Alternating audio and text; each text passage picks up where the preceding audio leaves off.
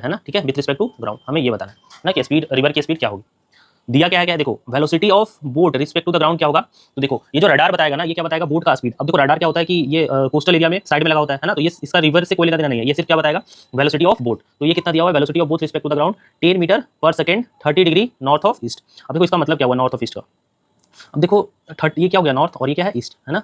तो यहाँ से मैं एंगल बना लेता हूँ, ये कुछ होगा 10 मीटर पर सेकंड। अब नॉर्थ ऑफ ईस्ट को कैसे लिखोगे, है ना, तो इसको उल्टा पढ़ना है ना, ईस्ट से कितना डिग्री 30 डिग्री नॉर्थ की तरफ, 30 डिग्री नॉर्थ ऑफ ईस्ट का मतलब यही हुआ है ना, ईस्ट से नॉर्थ की तरफ 30 डिग्री। अब इसका जब आप कंपोनेंट करोगे तो कितना होगा, इस डायरेक्शन में कितना आएगा 10 cos 30 का मतलब 10 cos 30 का मतलब कितना होगा 10 रूट 3/2, है ना। तो ये कितना आएगा 10 रूट 3/2 मतलब 5 रूट 3 आई कैप।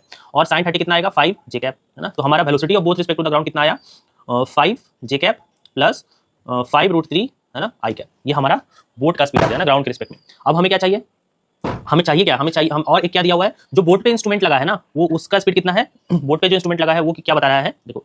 तो velocity of boat with respect to river वो बताएगा, जो बोट पे लगा होगा उसमें रिवर और बोट दोनों का स्पीड आ रहा होगा, है ना। तो वो हमें बता रहा है कि जो उसकी स्पीड है वो कितनी है। इसका मैं फिर से डायग्राम बना लेता हूँ, ये नॉर्थ और ये ईस्ट और ये वेस्ट।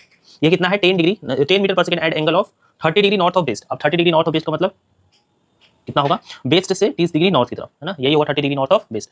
तो ये 10 है ना, तो ये कितना आएगा 10 cos 30 का मतलब 10 रूट 3/2 मतलब 5 रूट 3 माइनस का आई कैप और इधर आ जाएगा 5 का जे कैप, ठीक है।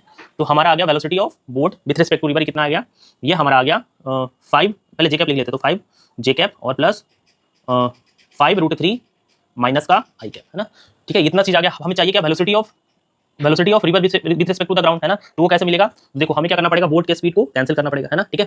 तो हम इसको कैसे लिख सकते हैं, देखो लिख कैसे सकते हैं ये ध्यान देना है ना, ठीक है। मैं इसको मिटा रहा हूँ एक मिनट थोड़ा सा लिखने के लिए।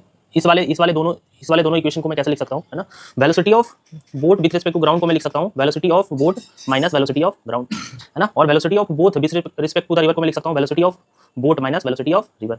हमें क्या चाहिए, velocity of river with respect to the ground. तो बोट को हमें हटाना पड़ेगा, है ना, बोट की स्पीड को। तो मैं इसको क्या कर रहा हूँ माइनस कर रहा हूँ, तो ये क्या हो जाएगा प्लस। तो हमारा क्या आ जाएगा, यहाँ से आ जाएगा, देखो ये वाला चीज प्लस हो गया ना, तो हमारा ये कैंसिल हो जाएगा, ठीक है। तो क्या बचेगा, velocity of river minus velocity of ground.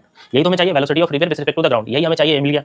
अब देखो इस वाले दोनों इक्वेशन की मैं वैल्यू रख देता हूँ, है ना। तो velocity of boat respect to the ground कितना था 5 जे कैप प्लस का 5 रूट 3 आई कैप। और इसकी वैल्यू कितनी थी वेलोसिटी ऑफ बोट की 5 जे कैप, और ये आगे आ जाएगा तो माइनस हो जाएगा 5 रूट 3 आई कैप। अब दोनों को मैंने माइनस किया था ना, है ना, ठीक है। तो इसको मैं माइनस कर लेता हूँ, तो ये माइनस हो जाएगा और ये प्लस हो जाएगा, तो ये तो हो जाएगा कैंसिल। तो बचेगा क्या हमारा, ठीक है, दोनों ऐड हो जाएगा तो कितना हो जाएगा 2 इंटू 5 रूट 3 का